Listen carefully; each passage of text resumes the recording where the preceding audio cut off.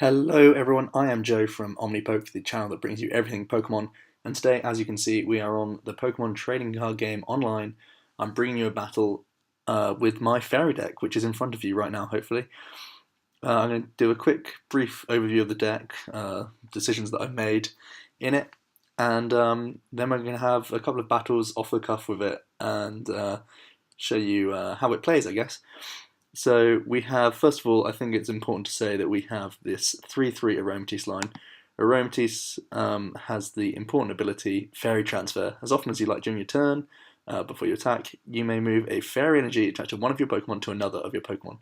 So basically we're allowed to move these energies, Fairy energies. I think, how many do we play here? 7? And we're also able to use Rainbow energies because they count as Fairy energies once they're on our field. We can move them around all of our Pokemon that's on the bench. So how are we going to abuse this? Well, basically, if you don't know, Aromatisse abuses Max Potion. We're playing 2 of these cards. They heal all damage from one of your Pokemon, then discard all energies to it. But basically, we can get around that by using Fairy Transfer. Move the energy off our attacker, Max Potion, and then move the energy back without actually having to discard anything. So that's one way we can manipulate Aromatisse, by moving these Fairy energies around. So let's look at the attackers we're going to be using. First of all, we have this Xerneas non-EX. Geomancy is probably the most important attack on this card. Rainbow Spear does 100 for 3, and you have to discard an energy. That can be useful in strange situations, like if we have to face a Sigilyph or something like that, but mainly it's in here for the Geomancy.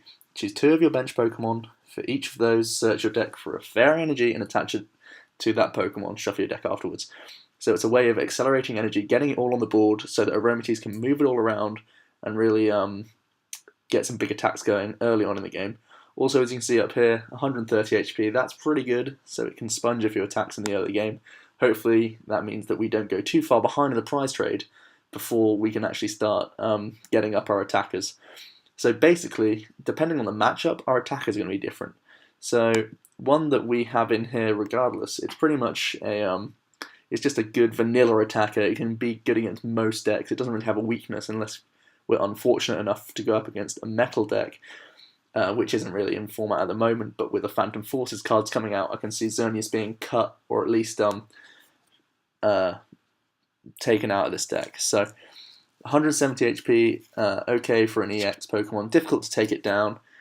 Breakthrough, 60 for 3 energy, and Snipe to the bench for 30 damage, that's quite good. And X-Blast for 140 damage for 4 energy, 2 of them being Fairy, 2 can be colourless.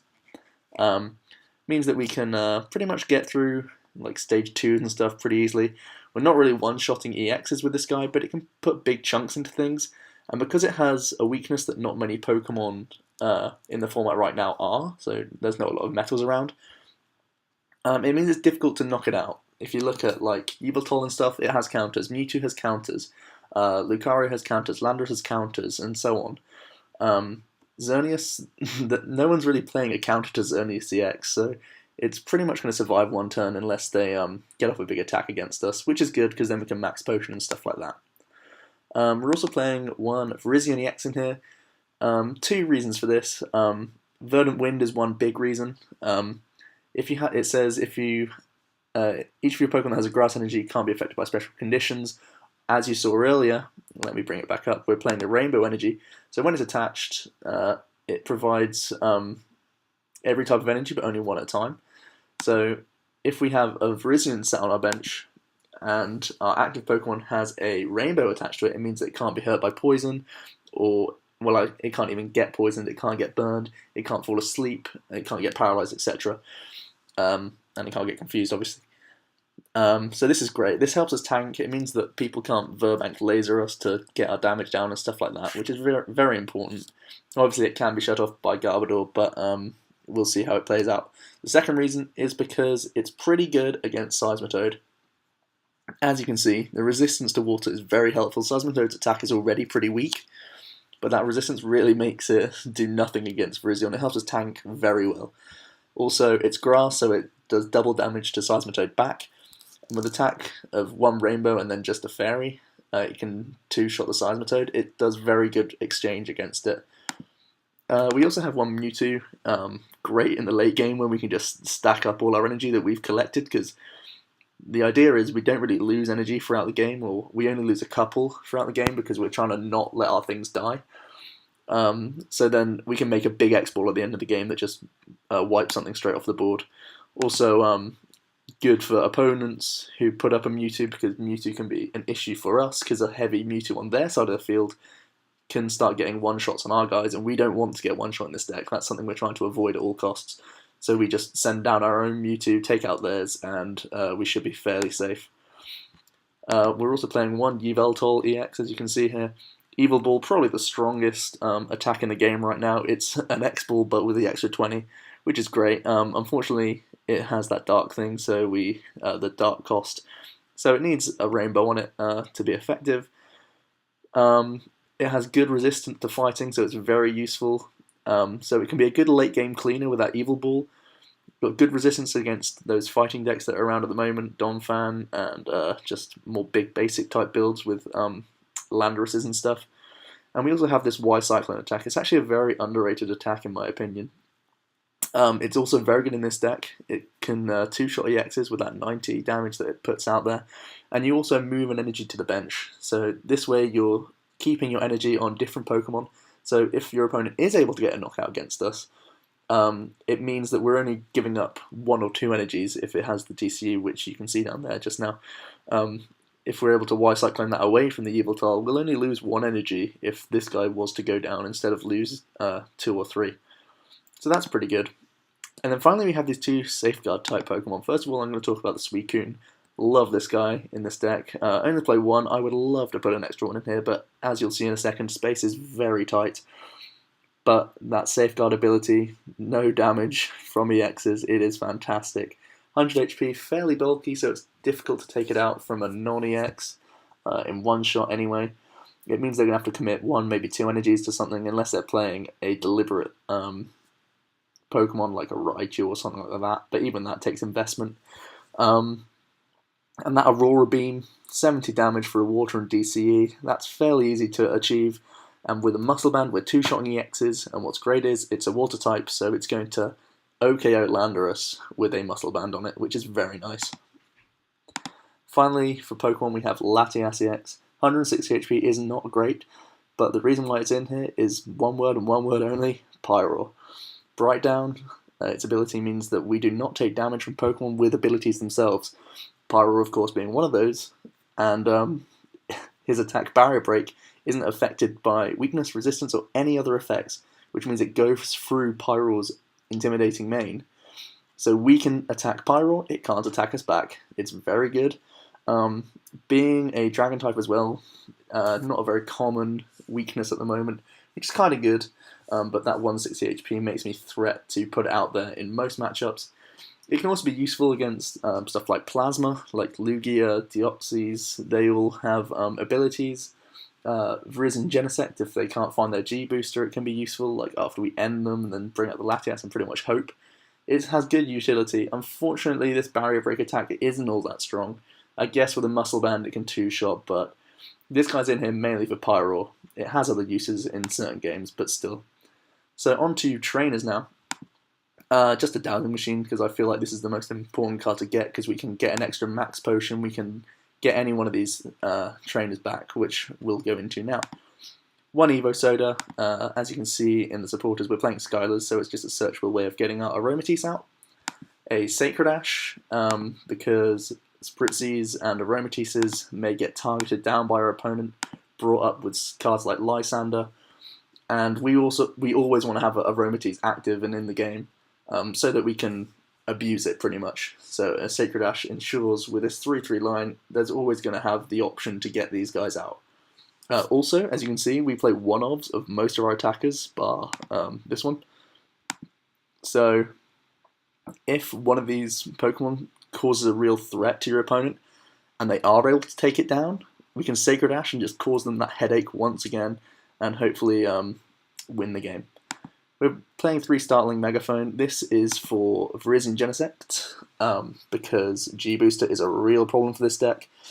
OKOs are something we really just don't like to see in this deck, so or we don't like to play a deck that can OKO quite consistently, and G Booster obviously does that. Also, of course, Garbodor. This deck is very ability focused. In a lot of my decks, Suicune is at the forefront, and obviously the Aromatisse ability is always going to be useful. So these two abilities, we pretty much want these online as often as possible. 2 Ultra Ball as well. It's a fairly low count of Ultra Ball because we don't like to discard things in this deck. Sure, in certain matchups you may realise like the Latias isn't going to be important, or you don't want to put down that Virizion and stuff like that, and you can just discard them with Ultra Ball. That's quite good. We can do some deck cleaning with these 2 Ultra Balls, and deck cleaning is definitely important in the deck. But I think the better route to go in terms of Pokemon search, in my opinion, is this Pokemon Fan Club. We're playing 3 of these. Very important in the early game. It means that we can get more than 1 Spritzee out in the opening turns, so that even if we are captured, or if a Landorus is able to claim one of our Spritzees, we're still going to be able to get out our Aromatisse and get that Fairy Transfer online. Very important. Also, Geomancy, as I said earlier, it requires 2 Pokemon to be on the bench. Well, it doesn't require, but if you only have 1, you can only grab 1 energy, so you pretty much want 2 out as often as possible, and having these fan clubs are very useful in the early game. Also, all of our Pokemon, except for Aromatisse, are basic, so it pretty much gets everything. Finally, for trainers, we have 3 Muscle Band. I was saying how it's important for Suicunes and Latiases. It's also very good with a Mewtwo, and it's just good on all the attackers, really. Yveltal appreciates it. There's just times when you need that boost of damage, and Muscle Band's a great card. We're playing 4 Fairy Garden. I've maximised the count of Fairy Garden in here because free retreat is just so important. It provides free retreat for any Pokemon that has Fairy attached to it, so it means we can move freely between our Pokemon.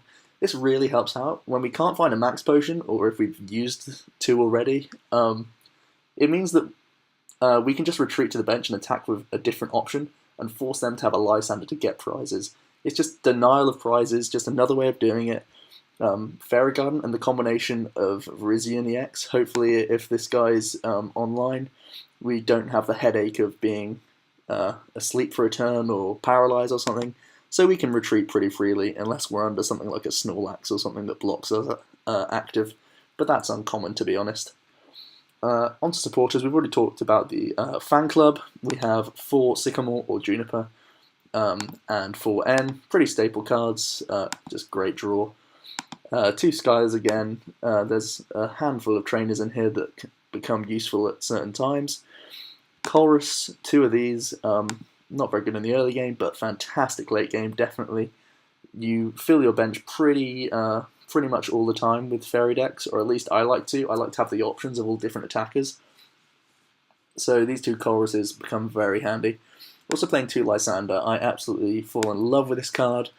Definitely in this deck as well, because once you have 4, 5, 6 energy, maybe, on your board, you don't really need to hunt for items, really. You don't really need to hunt for things. Once it's all laid out on your board, you can sit back and not really need to use that Chorus or that Juniper or that N, and you can just pick off something with a Lysander. It's very useful in this deck, and I really like it, especially because if they're making something on their bench that we can't really access, and you know it's going to cause you a problem, you can just Lysander it early and at least put some damage on it, or maybe even knock it out.